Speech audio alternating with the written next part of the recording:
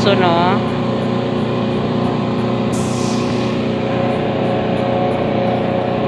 Gusto ko magpadala sa mama ko kaso wala akong pera. Yung pera ko, ipinili ko ng mga gamit ko sa magtitinda ko soon. Hinihintay ko lang yung aking dito sa trabaho ko, hinihintay ko yung load ko na may, pero sa account ko naman sa BDO Kabayan yung mapupunta yung pera, hindi ko na pinacheck. Nakakatuwa kanina kasi tinulungan ko yung mga kasama ko paano mag sa online SSS, makapag-loan. Yung iba, sabi ko sa kanila, oo, magiging successful yun yung pag-ano dito, pero kailangan mo muna pumunta sa SSS para mabago yung number mo. O, diba? Ipa-register yung number nila doon sa SSS, tapos yung Gmail nila, kasi malay mo luma na, so kailangan mapabago yun. Sa lalaki ng tag-iawat ko. So thank you pala kasi nakapasok ako. Nung mga nakarang araw tulog lang ako ng tulog sa bahay, guys. Kakain na ako, tutulog na naman. Ganun lang yung nangyari. Tapos nandun ako sa kapatid ko, kain tulog lang din ako. Parang tamad ako pumasok. Parang bahala na. So nagtry ako kahapon dito pumasok ko.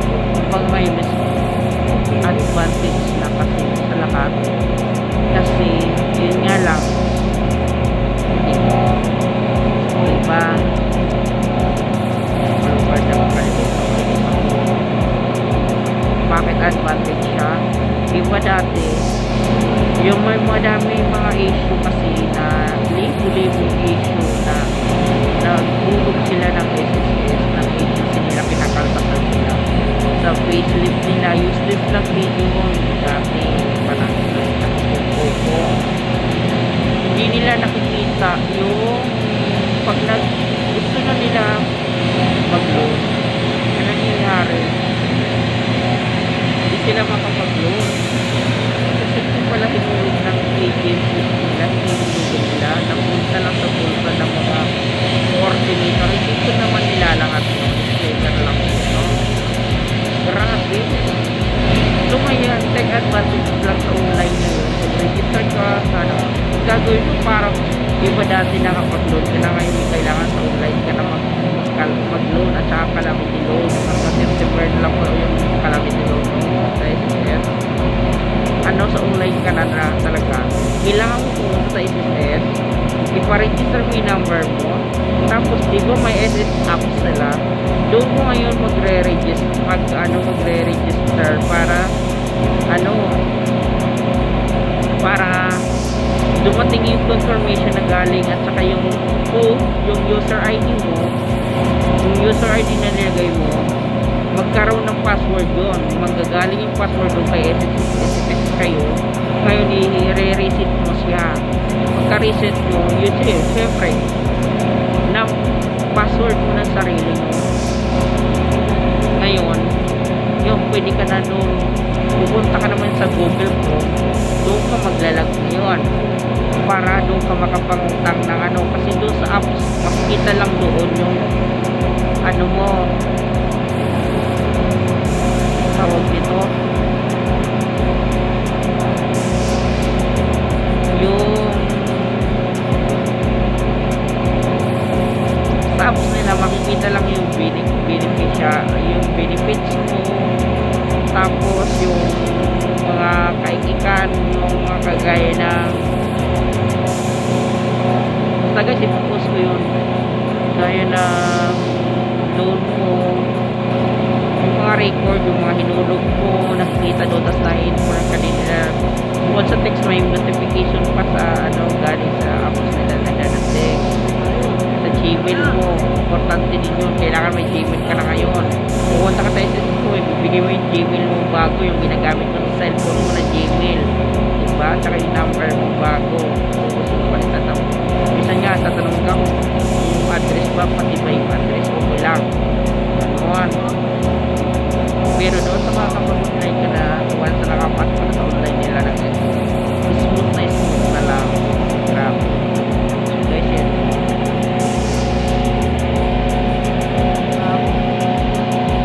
Good morning sa inyo lahat. Umaga na kasi guys.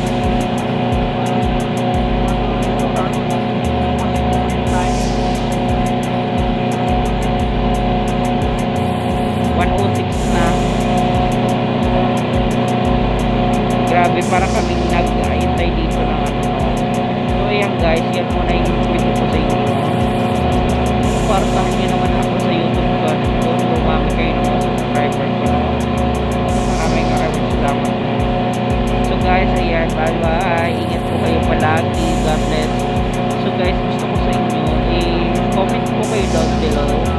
Ayan, talagang comment po kayo pa ng huwag lang yung patalino sa building 1